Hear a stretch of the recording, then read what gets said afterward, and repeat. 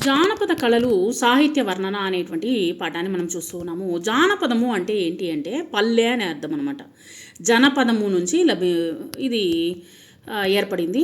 జనపదము అనగా పల్లె అని అర్థము. ఈ పల్లె ప్రజలే జానపదులు అని అంటారు. వారు పాడుకునేటువంటి పాటల్ని జానపద గీతాలని, వారు ప్రదర్శించేటువంటి కళారూపాలను జానపద కళారూపాలని, వారు చెప్పేటువంటి కథల్ని జానపద కథలని అంటారు. ఈ విధంగా ఒక్కో దానికి ఒక్కొక్క వివరణ అనేటువంటిది ఉన్నది. తెలుగుదేశంలోని జానపద కళారూపాలు భారతదేశంలో మరెక్కడా లేవు. ఇవి ప్రజల మధ్యనే పుట్టి దినదిన ప్రవర్ధమానము అవడం వలన బహుళ ప్రచారం పొంది జనాదరణ పొందాయన్నమాట. ఇప్పుడు జానపద కళారూపాలు అనమాట. జానపద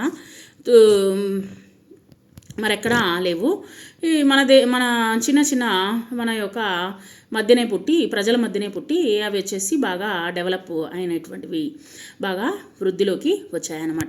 ఇవి ఎట్లా ఉండుంటే సామాజిక పరంగా రాజకీయ పరంగా పెనవేసుకొని పోయి చెక్కు చెదరకుండా ఇప్పటికీ అలా నిలిచి ఉన్నాయి. కొన్ని మాత్రం కాలగర్భంలో కనుమరుగైపోయాయి అన్నమాట. జనపదాల్లో నివసించేటువంటి వారి మధ్య ఉద్భవించి వారి మానసిక భావన స్వరూపాన్ని సుఖదుఖాలను యథాతథంగా జానపదులు కథల రూపంలో ప్రదర్శించేటువంటి వారనమాట. సో ఈ విధంగా ప్రదర్శించేటప్పుడు తెలుగు సీమ ప్రాచీన కళలకు పునాది. ఆంధ్రుల సంస్కృతి ఆచార వ్యవహారాలు వీటి వల్ల తెలుస్తాయన్నమాట.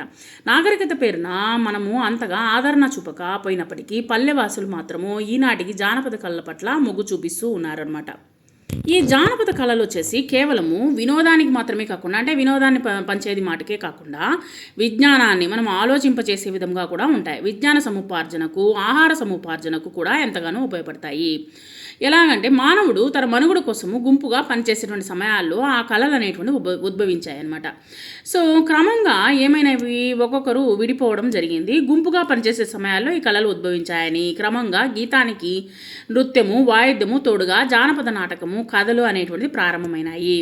జానపదులు పనులు చేసేటప్పుడు కష్టం తెలియకుండా వారికి పాటలు పుట్టాయన్నమాట. అంటే ఇప్పుడు వచ్చేసి నావను నడిపేటువంటి వాళ్ళు కూడా వచ్చేసి పాటలు పాడతారు అనమాట. తర్వాత వచ్చేసి వ్యవసాయం చేసేటువంటి కూలీ పనులు చేసేటువంటి వాళ్ళు కూడా వచ్చేసి ఎక్కువగా పాటలు పాడుతూ వారి యొక్క శ్రమని మర్చిపోతారు.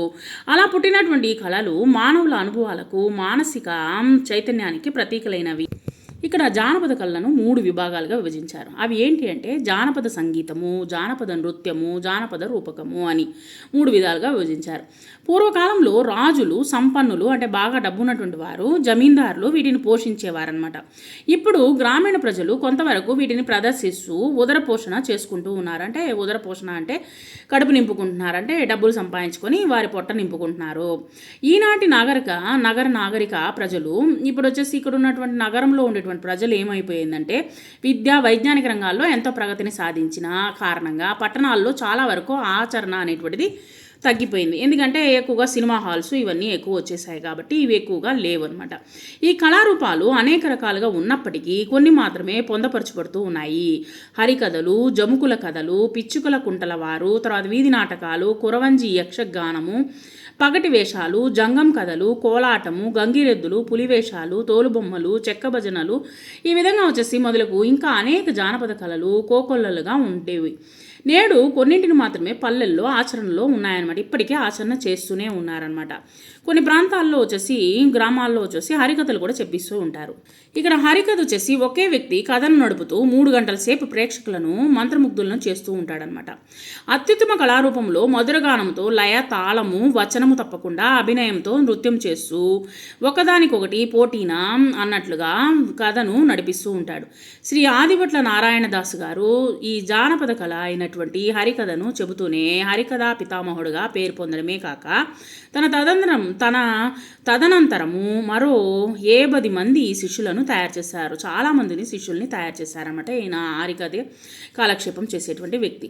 తర్వాత వచ్చేసి జముకుల కథలు అంటే ఏంటి అనేటువంటిది చూద్దాం. కాకతీయ కాలంలో వచ్చేసి బతుకమ్మ, కాకతమ్మ మొదలైనటువంటి కథలు భక్తి పారవశ్యంగా చెప్పేటువంటి వారు. ఈనాటికి తూర్పు పశ్చిమ గోదావరి జిల్లాల్లో, విశాఖ జిల్లాల్లోనూ శృంగార రసం ఒలికించేటువంటి సన్నివేశాలను కల్పించి హృదయాలు స్పందించేలా చెబుతూ ఉంటారు. సంగీత, సాహిత్య, వాయిద్య, నృత్య సమ్మేళనాలతో జముకుల కథలు కలిసి ఉంటాయి. ఈ జముకుల కథల్లో కథకుడు తాళం వేస్తూ కథను నడిపిస్తూ ఉంటాడనమాట. ఆ తర్వాత భరతనాట్యము, తోలుబొమ్మలాటలు మహారాష్ట్ర ప్రాంతంలో ఎక్కువగా ప్రదర్శించేవారు. కాలక్రమేణా ఏమైందంటే నిదానంగా మిగిలిన అన్ని ప్రాంతాలకు వ్యాపించాయి. ఈ ఆటలు పిల్లలు ఎక్కువగా ఇష్టపడతారనమాట. తోలుబొమ్మలు వేషాలు వేసుకొని పండుగ సందర్భాల్లో వీధులు తిరుగుతూ ఉంటారు.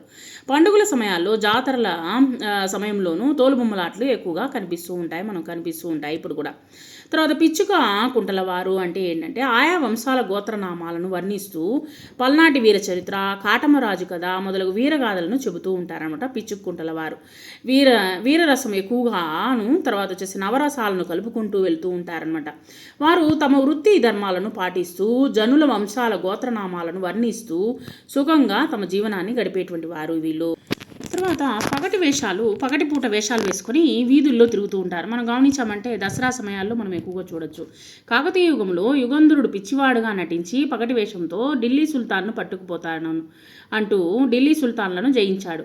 ఇదే విధంగా పాములవారు, కుమ్మరివారు, కొమ్ముదాసు, ఎరుకుల వేషము, దొమ్మరి వేషము, కోయ వేషము, ఫకీరు వేషము, అత్తాకోడళ్ల సంవాదము, గొల్లబొమ్మ, భట్రాజుల వేషము, బుడబుక్కల వేషము, లంబాడీలు, పిల్లల దొరలు ఇలా ఎన్నెన్నో జానపద కళారూపాలు ఉన్నాయి. తెలుగువారి జానపద కళారూపాల్లో తేడాలున్న భాషల్లో వైవిధ్యం ఉన్న ప్రాంతానికి కళలతో తేడాలున్నప్పటికీ సంస్కృతి సాంప్రదాయాలకు అద్దం పడుతూ ఉన్నాయి. మరలా ఈ యొక్క కొన్ని జానపద కళలు మరలా కొన్ని ప్రాంతాల్లో వచ్చేసి మనము చూడొచ్చు అనమాట. ఇక్కడ కొత్త పదాలు వచ్చేసి జానపదము, కళారూపాలు, కాలగర్భము, పూర్వరూపము, వీధి నాటకము, పగటి వేషము, తోలుబొమ్మలు, పట్టుగొమ్మ. అర్థాలు: సంస్కృతి, నాగరికత, పల్లెవాసులు, పల్లెలలో నివసించేటువంటి ప్రజలు, జీవించడం, బ్రతకడం, ధ్వని, శబ్దము, కాలగర్భము, భూమిలో కలిసిపోవుట, ఉదర పోషణ, పొట్ట పోషణ, కోకొల్లలు, అనేకములు, ప్రేక్షకులు, ప్రజలు, జాతరలు, సంబరాలు.